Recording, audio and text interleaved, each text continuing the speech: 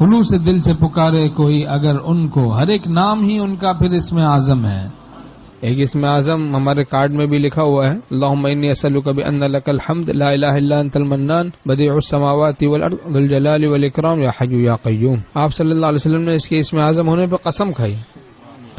اس کو پڑھ کے دعا کریں، انشاءاللہ اسم اعظم کو سے دعا قبول ہوتی ہے. تبارک اسم ربک ذی الجلال والاکرام، برکت والا نام ہے تیرے پروردگار کا جو جلال والا بھی ہے، کرم والا بھی ہے. برکت ہی برکت ہے.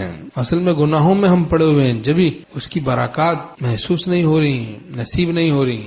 ایسے جیسے کوئی 50,000 روپے تولے والا عود تو لگا رہا ہے لیکن ساتھ میں بلی کا، کتے کا گو بھی لگا رہا ہے، تو اسے کہا جائے گا بھائی اس عود 50,000 روپے تولے والا، اس سے تم محسوس نہیں ہو سکتے جب تک کہ تم پاک صاف نہ ہو. پاک صاف ہو پھر لگاؤ، نہا دھو کے مست ہو جائے گی جان. ایک کیف ہوگا، سرور ہوگا، دل مست ہوگا، دماغ معطر ہو جائے گا. تو بد نظری کا ہم گو لگا رہے ہیں، غیبت، رشوت خوری، حرام کاری، بے حیائی، نیٹ کی بدماشیاں، فلمیں، گانے، ظلم، گستاخی، بے ادبی، ماں باپ سے الجھنا، بدتمیزی کرنا، بیوی بچوں پر ظلم کرنا، دسیوں گناہوں میں مبتلا ہیں جو بلی اور کتے کے گو سے زیادہ گندی چیزیں. تو اس سے ہم دور ہوں، پھر اللہ کا نام لیں تو پھر دیکھیں سبحان اللہ.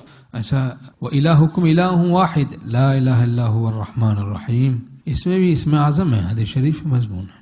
اور الف لام میم اللہ لا الہ الا هو الحی القیوم، اس میں بھی اسم اعظم ہے. یہ اللہ اسم اعظم ہے، لیکن شرط ہے کہ دل میں غیر اللہ نہ ہو، غیر اللہ نہ ہو. اور جو شخص حضرت یونس علیہ السلام کی دعا کے ذریعے اللہ سے کوئی چیز مانگتا ہے، اللہ اس کو عطا کرتا ہے. لا الہ الا انت سبحانک انی کنت من الظالمین، یہ بھی اسم اعظم ہے. بعض بزرگوں نے فرمایا سورہ فاتحہ میں اسم اعظم ہے، سورہ فاتحہ جس سے دعا قبول ہوتی ہے. اور ایک بزرگ فرماتے ہیں فرما برداری، تقوی اور اطاعت اسم اعظم ہے. یہ فرما بردار ہو جاؤ، مطیع ہو جاؤ، وہ خوش ہو جائے گا. جن سے خوش ہوتا ہے ان کی دعاؤں کو بہت قبول کرتا ہے.